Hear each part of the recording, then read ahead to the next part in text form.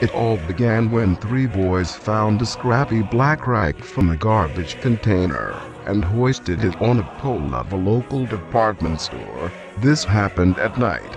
After a few days, there was a writing on a local newspaper saying that the black rag has been a flag of an illegal political party, and that revisionist forces were rising in the town and threatening the lives of peaceful workers. The writer of the article, who was a well-known local communist, reminded that the president has warned about the danger of the right-wing politics. He also insisted that hoisting of an illegal flag was an act against international peace treaties and violating of the national flag, which is usually flying on the pole. He wrote that the town had a dark history of right-wing activities, and if the workers had removed the flag, they perhaps would have illegally abducted.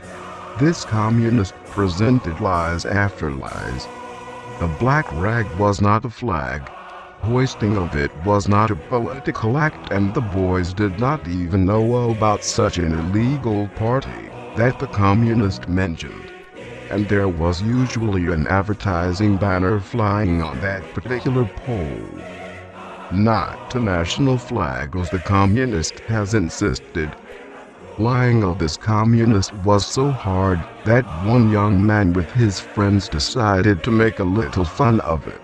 They made 13 political postcards and sent them to some local communist and social democrats. This was supposed to be some kind of a joke.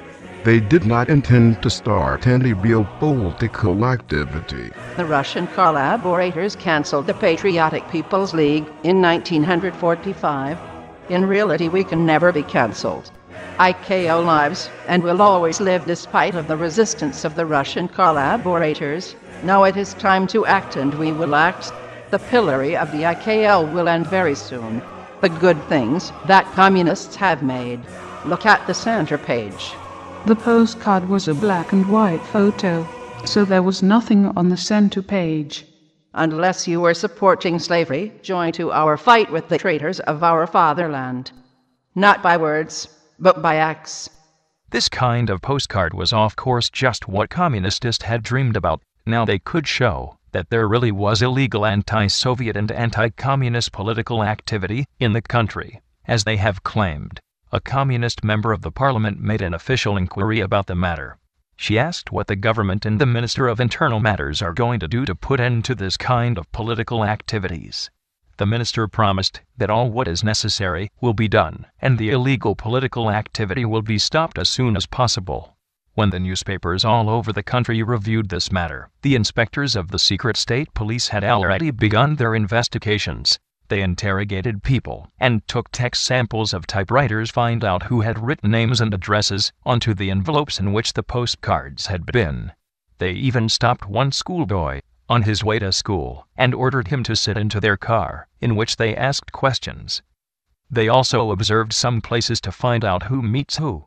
They wanted to know if there was some kind of a group behind the illegal political activities, and how big this group was. The communist newspapers of course exaggerated the spread of the extremist right-wing activity and did not tell that there had been just 13 homemade postcards. They took every advantage of this rare incident to promote their communist politics and their aspire after closer relations to their spiritual homeland, the Soviet Union. On some communist newspapers, this right-wing postcard incident was seen as a part of much larger anti-Soviet and anti-communist activity. One columnist expressed communists' worry about the fact that many Finnish hunters had guns which have the same caliber as NATO rifles. He was worried about the fact that the anti-communist organization, the Voice of the Martyrs, which was also operating in Finland, transported Bibles to the Soviet Union and to other socialist countries. He also was worried about the fact that there was a Christian bookstore in Finland which sold Zionist literature and tickets to the kibbutzes, which the writer described as armed villages meant to fight with Palestinians. The position of Finland under the influence of the Soviet Union and the local strong communist movement has been called Finlandization. The communists were trying to take under their control everything in the society, They had took under their control many areas of the university teaching, for instance the communications.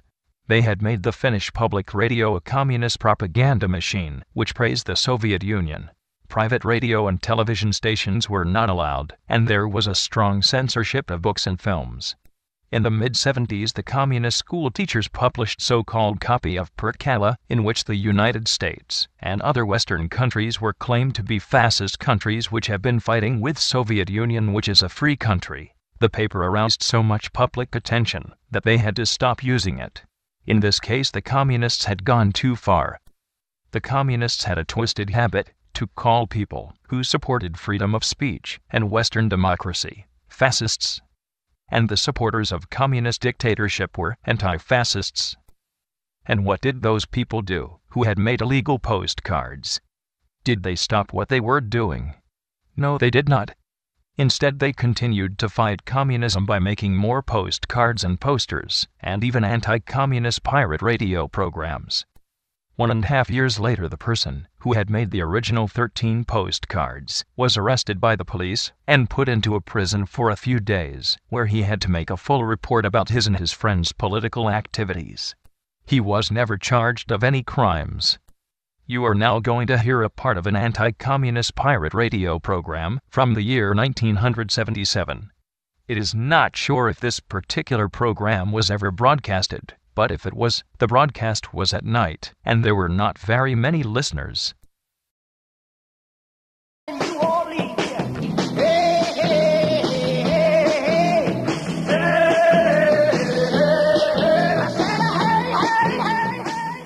Huomio kaikki kuuntelijamme.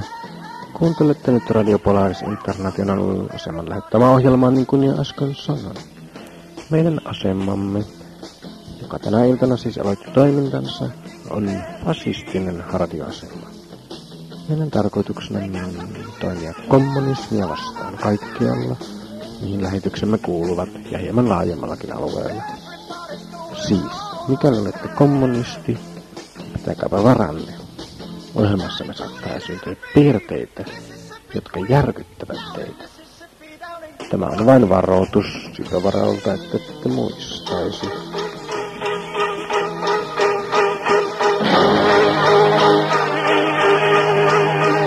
I saw the light on the night that I passed by her window. I saw the flickering shadows of love on her blind.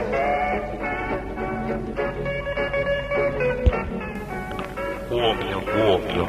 Täällä radion asema Augeu, eli alas vasemmiston valta, eläköön uusi vallankumous. Olemme aloittaneet tunnin mittaisen sävelradio-ohjelman, joka alkaa Havaijin musiikilla.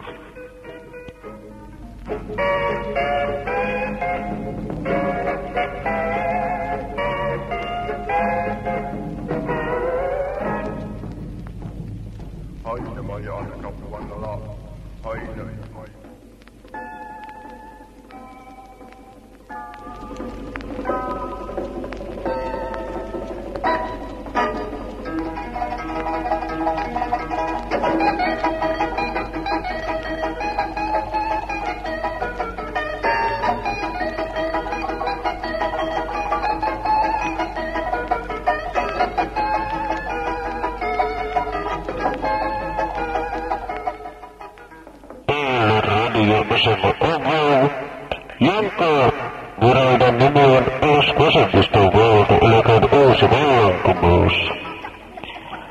Tarkoituksenamme on tuhota vasemmisto Viitasaarella, ja siihen tarkoitukseen on IKL myöntänyt suuret määrärahat.